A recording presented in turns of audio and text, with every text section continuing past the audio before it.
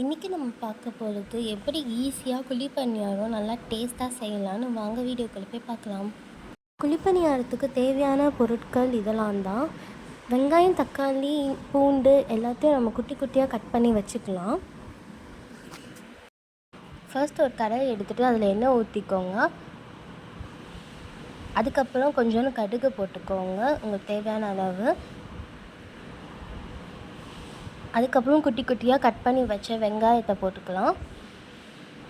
நல்லா வதக்கி விட்டுக்கோங்க.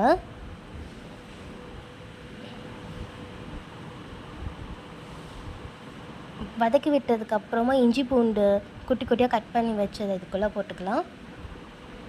ரொம்பலாம் இது வதங்க தேவையில்லை, லைட்டாக வதங்கினா போதும். ரொம்ப ரெட் கலரில் ப்ரௌன் கலரில் வதங்கணும்னு தேவை கிடையாது, லைட்டாக வதங்கினாலே போதும். இப்போ நல்லா வதங்கிட்டோன்னு பச்சை மிளகாவும் தக்காளியும் இதில் போட்டுக்கலாம். உங்களுக்கு தேவையான அளவு உப்பு போட்டுக்கோங்க. இப்போ நல்லா வதக்கி விட்டுக்கோங்க.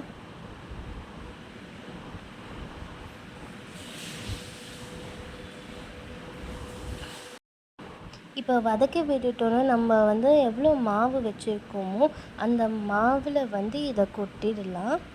அதுக்கப்புறம் கருவேப்பிலை, பூண்டு எல்லாத்தையும் அந்த மாவில் போட்டுடலாம்.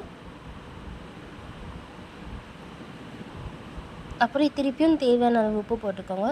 இந்த மசாலா இது ஒரு சீக்ரெட் மசாலா, இந்த மசாலாவும் போட்டுக்கலாம். இப்போ எல்லாத்தையும் நல்லா மிக்ஸ் ஆகிற வரைக்கும் நல்லா மிக்ஸ் பண்ணி விட்டுக்கலாம். நெக்ஸ்ட்டு குழிப்பணியாரம் கல் எடுத்து வச்சுட்டு அதில் எவ்வளோ தேவையான அளவு எண்ணெய் ஊற்றுறோமோ அவ்வளோ எண்ணெய் ஊற்றிட்டு, ஏன்னா எண்ணெய் நிறைய ஊற்றினா தான் நல்லா பிடிச்சிக்காமல் வருமே, ஒட்டாமல் வரும். அதனால எண்ணெய் ஊற்றிக்கலாம்.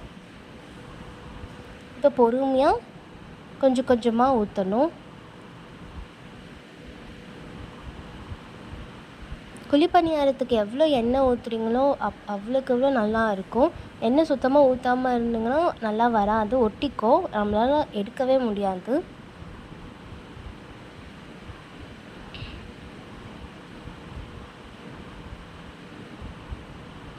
இப்போ லைட்டாக சிம்மில் வச்சுக்கோங்க. நல்லா மேலேயும் நல்லா எண்ணெய் ஊற்றிக்கணும். இப்படி உங்கள்கிட்ட குச்சி இல்லைன்னா இந்த மாதிரி சின்னதாக ஸ்பூன் எடுத்து அதில் கூட நம்ம திருப்பி போட்டுக்கலாம். நல்லா வெந்துட்டோன்னு தான் திருப்பி போடணுமே, இல்லைன்னா ஒட்டிட்டு பிஞ்சிடும். இப்போ திருப்பியும் கொஞ்சம் கொஞ்சம் எண்ணெய் ஊற்றிக்கோங்க.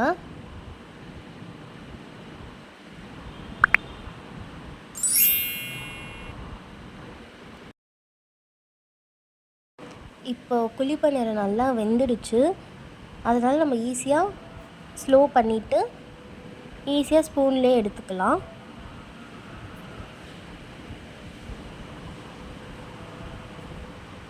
இந்த மாதிரி மெத்தடில் குழிப்பணியாரம் செஞ்சு பாருங்கள். ரொம்ப ஈஸியாகவும் இருக்கும், நல்லா டேஸ்ட்டாகவும் இருக்கும். இந்த வீடியோ உங்களுக்கு பிடிச்சிருந்ததுன்னா லைக் பண்ணுங்கள், ஷேர் பண்ணுங்கள், சப்ஸ்கிரைப் பண்ணிக்கோங்க.